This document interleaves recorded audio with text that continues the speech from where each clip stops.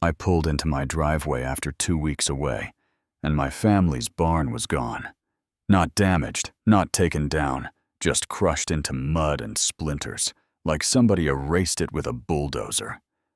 A bright yellow paper was pinned to my fence with a rock screaming emergency demolition order and claiming federal authority to destroy my property. The signature at the bottom read, Susan Bradford, HOA President, and I swear for a second I couldn't even breathe right. I live in Cedar Hollow Estates, the kind of neighborhood where the lawns are trimmed like haircuts, and the HOA newsletter reads like a warning label. My lot sits near the edge, and out back we had a barn. My great-grandfather built in 1911. Rough oak beams, old iron nails. Nothing fancy, but it held a century of family memories. In its bones, I'd been out of town for court hearings, came home expecting to see that familiar silhouette behind the oaks. And instead, I'm staring at churned mud and deep bulldozer tracks like scars across my property. The air still smelled like diesel and fresh sawn wood, and that smell did something to me. You know what I mean? It made it real in a way the visual didn't like. The place itself was telling me this just happened. This was violence, not maintenance. I walked out there in the twilight, stepping over busted boards and twisted nails, and my eyes kept snagging on little things that shouldn't be in the open air. A hinge, a splintered beam, a chunk of weathered siding that used to be part of a wall. My dad leaned tools against, and then I saw the yellow paper on the fence, held down by a rock like a threat. It looked official at first glance, and I think that's the whole trick. But up close, it was sloppy. The seal was pixelated. The wording was legal sounding without being legal, and the address printed near the top was off by a couple digits, like whoever made it didn't even care enough to get the target right, because they assumed nobody would question it. I stood there reading the words, Federal Emergency Authority, and felt my stomach turn. Because this wasn't just HOA bullying anymore.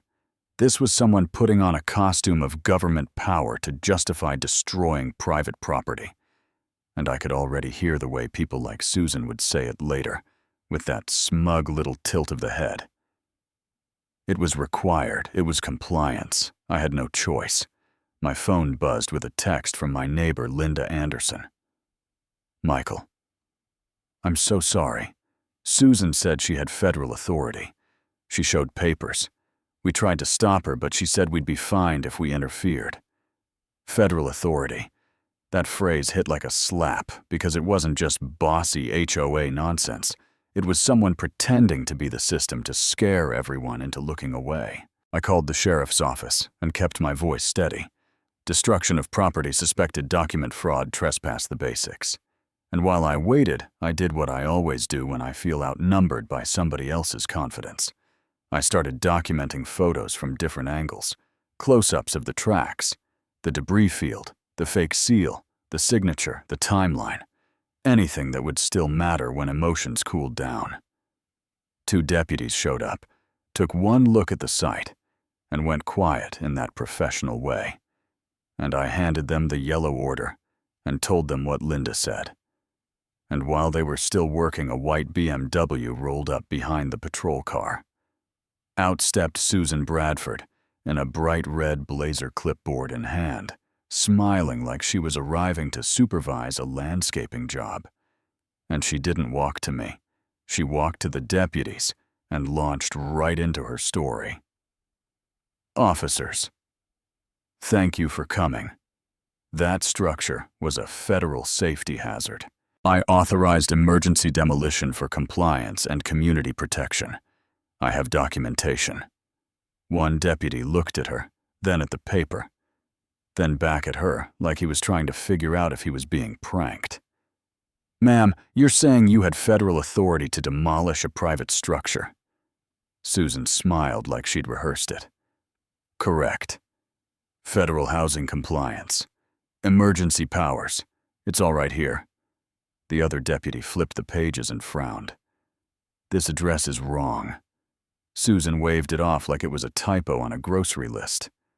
"Clerical. The hazard is the hazard." I wanted to explode, I really did, but I stayed quiet because people like Susan thrive on a scene, and I wasn't going to feed her. I watched her talk. Watched how comfortable she was, confessing in front of law enforcement. And I could see the deputy's skepticism harden into something closer to concern, and they took the papers as evidence, wrote the report, and Susan drove off. Still acting like she'd done the neighborhood a favor. I stood in my yard after they left, staring at the empty patch of earth. And that's when the hurt finally found me. Not as tears, not as drama. Just as this heavy, ugly thought she did this. Because she thought nobody would stop her. Because she thought I was just another quiet homeowner who'd swallow it. The next morning at 9:15, my doorbell rang. In that sharp, demanding rhythm. And when I opened the door, Susan was there again. Blazer. A different color. Smile the same. "Mr. Thompson," she said. "I'm here to discuss your cleanup timeline. You have 72 hours to remove debris. After that, fines begin at $750 per day." Then she handed me another stack of federal papers, even sloppier than the first. And one page literally referenced the Federal Housing Aesthetic Compliance Act, which is not a thing. And I almost laughed. Not because it was funny, but because it was so brazen, it crossed into absurd. She kept talking, piling lie on lie, claiming she consulted federal legal experts claiming county rules didn't apply. And then, this part still makes my jaw clench, she tried to bill me for the cleanup of the destruction she caused. She pointed toward the backyard, like it was a home improvement show reveal. "Property values will improve," now she said. "You'll thank me later." I looked at her, then down at the papers, and instead of arguing like a normal angry person, I asked the kind of question that forces a liar to either produce specifics or spin faster. "Susan, which statute gives an HOA president emergency demolition authority?" She gave me that condescending little smile. "Most civilians don't understand federal frameworks," she said. "That's why you need trained leadership." It was the tone that got me, not just the words that tone people use when they've decided you're beneath them. When they've decided you don't deserve an explanation, because you won't understand it anyway. She left satisfied, like she'd just put me in my place, and the second she was gone, I did the least dramatic thing in the world. I organized evidence, photographed every page she handed me, front and back, saved the metadata, wrote down times, saved Linda's text, and pulled my earlier photos into one folder because feelings can get dismissed. Paperwork doesn't. Around noon, her lawyer arrived. Black BMW expensive suit. Perfect hair briefcase. The whole intimidation package. "Mr. Thompson," he said, "Brad Mitchell and Associates. We can resolve this efficiently if you cooperate." He started spreading papers across my porch railing like he was playing cards, citing federal emergency compliance, throwing out fake case names with confidence, and then he added the soft threat. The one meant to sound reasonable. "If this goes further, it gets costly." I let him talk for maybe 20 seconds and asked, "What's your bar number?" His smile twitched. "I'm certified in multiple jurisdictions." I nodded like that meant something and asked, "Which state?" He pivoted, talked about specializations. So I asked again calmly, "Your bar number?" That's when the mask slipped just for a beat, panic flickering behind his eyes. "I don't have it on me," he said. Already gathering his papers, already backing toward his car. I watched him retreat and thought, okay. So it's not just Susan. This is a whole little theater production, a fake authority machine designed to steamroll anyone who doesn't know how to push back. That afternoon, the county building department showed up. Inspector Daniel Morgan walked the site, took photos, checked permits, and said the quiet part out loud. No permits. No authorization. Whoever did this committed serious violations. I handed him Susan's paperwork, and he didn't even need 10 seconds. "These agencies don't exist," he said. "This is fraud." Right on cue, Susan showed up again, saw the county vehicle, and marched up like she could bully the government the way she bullied neighbors. "Inspector, this was a federal compliance action," she announced loud enough for the block to hear. Inspector Morgan asked one simple question. "Show me a legitimate federal permit that bypasses county code." Susan fumbled through her briefcase and produced a laminated credential like it was a badge, and he looked at it, then looked at her and said, "Ma'am, this is a laminated business card." You could actually see her brain hit a wall, like the script she'd been performing for months suddenly didn't work on someone who deals in real permits and real authority. Her voice rose, her hands started shaking, and she kept repeating federal authority like a prayer. And neighbors started coming outside phones, out watching the HOA president unravel in real time. That's when the HOA board announced an emergency meeting for Thursday night. Because once the illusion cracks in public, everyone suddenly remembers they've been afraid for no reason. Thursday, the community center was packed, standing room only, and Susan rolled in late with boxes of documents like she thought quantity could replace truth.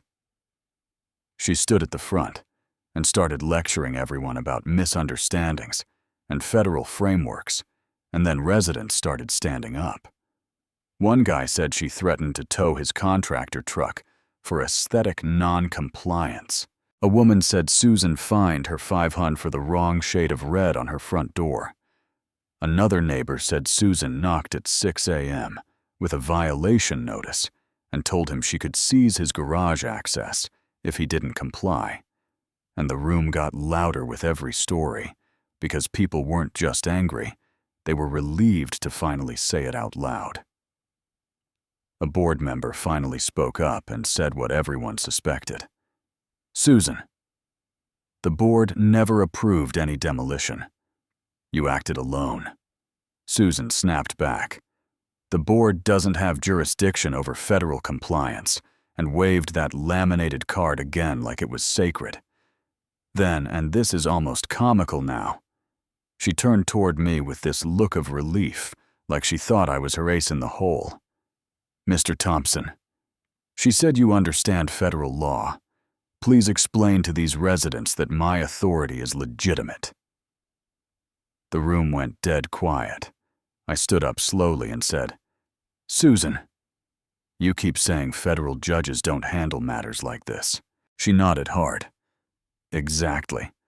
I took a breath and said, "You're looking at him." For a half second, nobody moved. Then it hit. I said it plainly, no drama, no shouting. "I'm a United States District Judge, and you've been impersonating authority, forging documents and destroying private property while claiming the federal government told you to do it." Susan's face drained of color so fast it was almost scary. She started stammering. "I didn't know. I thought you were just—" I cut in gently. "Ignorance of my job doesn't change your actions." My phone buzzed, and I didn't even need to look to know what it was. But I did anyway. A text from Deputy Marshal Hayes' referral accepted. U.S. Attorney coordinating. Preserve evidence. I looked back at Susan and said one quiet sentence that landed like a gavel. "It's out of your hands now." The board president finally found his spine. Susan Bradford is suspended from all HOA authority pending investigation. And Susan stood there, surrounded by boxes of fake power, mouth open, eyes darting like she was searching for a door that wasn't there. And that should feel satisfying, right? It did for about 10 seconds. Then I heard the whispers as people filed out. Finally, she deserved it. And also must be nice to have power. If he wasn't a judge, would anybody care? That question sat heavy with me, because the barn mattered, regardless of my job. The fraud mattered, regardless of my job. And yet I know titles change how people listen, and I hate that reality, even when it helps me. So let me ask you honestly, was it right to reveal who I am in that meeting? Or should the evidence have been enough without a title attached? If you were sitting in that room, would you feel protected by the truth? Or would you feel like the rules changed because of who I am? And Susan, do you think she was running a deliberate scam? Or do you think she believed her own story so deeply, she lost the line between power and fantasy? Where do you draw the line between accountability and compassion when someone causes real harm, but might be mentally unwell? Drop your take in the comments.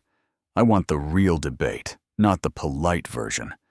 And if you've got an HOA horror story, tell me what happened, because I guarantee Cedar Hollow isn't the only neighborhood with a clipboard tyrant. Hit like, subscribe, and stick around. The next one is going to make your jaw drop too.